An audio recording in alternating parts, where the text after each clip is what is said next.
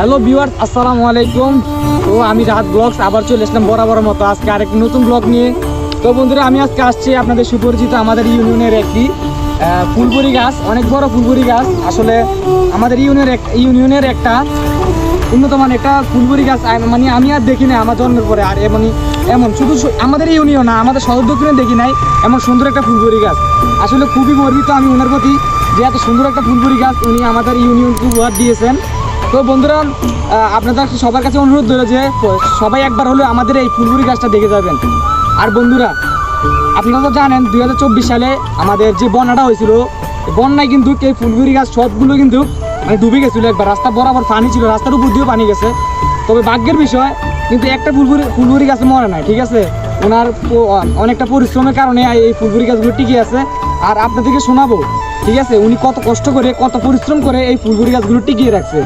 আর দেখেন বন্ধুরা, কত সুন্দর লাগতেছে আজকের এই ফুলবরি গাছগুলো। দেখেন, আপনাদের দেখাচ্ছি, পুরোটা ফুল ভিডিও দেখবেন ইনশাল্লাহ। আমি আপনাদেরকে পুরো ক্ষেতটা আপনাদের ঘুরিয়ে দেখে দেবো, আর ওনার কথাগুলো শুনবেন, উনি কতটুকু কষ্ট করে এই ক্ষেতটাই পরিচালনা করছে। তো বন্ধুরা চলেন।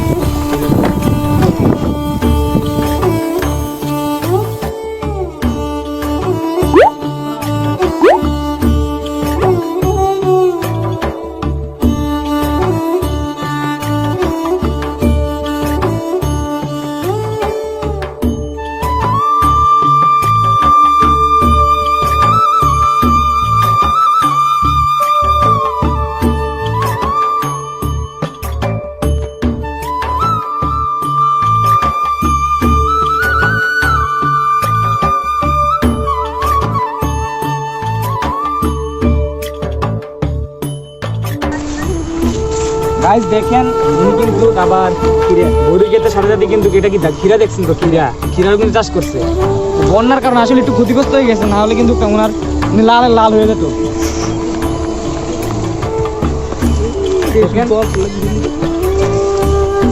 দেখেন মাশাআল্লাহ, খুব সুন্দর টেস্ট।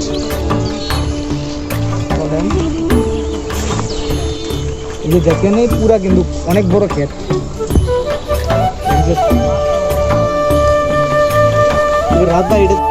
তো বন্ধুরা দেখেন, এই গাছটাতে এত পরিমাণে বড়ি ধরছে যে গাছের ডাল ভারে নিচে পড়ে গেছে। আর এই বড়িগুলো দেখতে কতটাই না সুন্দর, আর খেতেও অনেক মিষ্টি।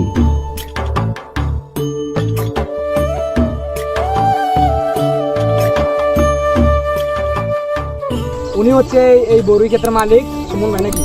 সুমন ভাই, আজকে ওনার থেকে শুনবেন যে কত পরিশ্রম কত কষ্ট করে এই বড়ি ক্ষেতটা উনি তৈরি করেছেন। তো ওনার মুখ থেকে শুনেন আজকে। আসসালামু আলাইকুম। আলহামদুলিল্লাহ, আপনার সবাই ভালো আছেন, আমি আলহামদুলিল্লাহ ভালো আছি। তো আসলে শখ জিনিসটা শখ লাগালেও তো না, এটার পিছনে অনেক শ্রম আছে। শখও করতে হইব, শ্রমও দিতে হইব। আর এই বাগানটা আমার একটু ক্ষতিগ্রস্ত হয়ে গেছে বন্যার সময়। 13 দিন পানির নিচে ছিল এই বাগানটা। এরপরও কিছু ছাড়া মারা গেছে। এরপর আলহামদুলিল্লাহ আল্লাহ পাক যা দিয়ে গেছে, আলহামদুলিল্লাহ আমি যথেষ্ট পরিমাণ খুশি। এর থেকে খুশি হওয়ার আর কিছু নাই। আল্লাহর দান, এগুলো দেখতে পাচ্ছেন। আলহামদুলিল্লাহ বড়ির পাহাড়ে বড়ির ঠাইল পর্যন্ত ভেঙে দিতে আছে।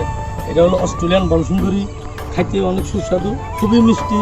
আপনারা আসেন, দেখেন, আপনারা দেখে খাইয়ে টেস্ট করে লিয়ে যান আমার বাগানে আইয়া, কোনো সমস্যা নাই। না কিনলেও আমরা আসেন, এসে দেখে যান। দেখলে একটা খাওয়ার পরে বুঝবেন যে আসলে কি অসাধারণ জিনিস। আচ্ছা, আমাদের ইউনিয়নবাসীর জন্য আমি কিরকম ছাড় দিবেন এটার জন্য? আমি আসলে বাজারে এই বড়িটা বলসুন্দর 180 টাকা বিক্রি হতে আছে। আমি আমার এলাকার জন্য 150 টাকা কেজি আমি দিতে আছি। আমার এলাকার মানুষ খাক, আমার জন্য দোয়া করবো। তো বন্ধুরা, আমরা তো শুনছেন আমাদের ইউনিয়নের জন্য কি সার দিচ্ছে। আসলে আমি নিজে কিন্তু ওই দিন 180 টাকা নিচে কিন্তু বাজারে দেয় না, মানে সর্বনিম্ন যে বড়িটা আছে ওইটা কিন্তু বাজারে দেয় না। এত সুন্দর অস্ট্রেলিয়ান একটা বড়ি, মানে আমি খাইছি, একটা অনেক মিষ্টি। তো আপনার যদি এটা তো 150 টাকা অনেক সার দিচ্ছে যে না নেন, তাহলে দুঃখের বিষয়। আমাদের ইউনিয়ন এত বড় একটা অলবরি গাছ। তো বন্ধুরা, সবার জন্য দাওয়াত রইল এই খেতে আসার জন্য। আর বন্ধুরা, এটা হচ্ছে ওনার নাম্বার। যারা যারা নিতে চান অবশ্যই এই নাম্বারে যোগাযোগ করবেন এবং বড়ি অর্ডার দিয়ে নিতে পারবেন। তাহলে দেরি কিসের, এখনই অর্ডার দেন।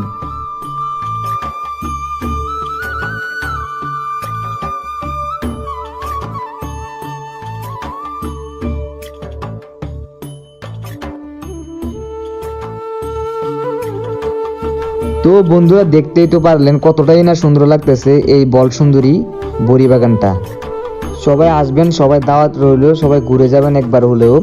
ইউনিয়নের একটা অনেক বড় বলসুন্দরী বড়ই বাগান, আপনারা অবশ্যই আসবেন, এসে ঘুরে যাবেন। আর যারা এই ব্লগটি দেখে বড়ই কিনতে যাবেন অবশ্যই উনি আপনাদেরকে একটু হলেও ডিসকাউন্ট রাখবেন।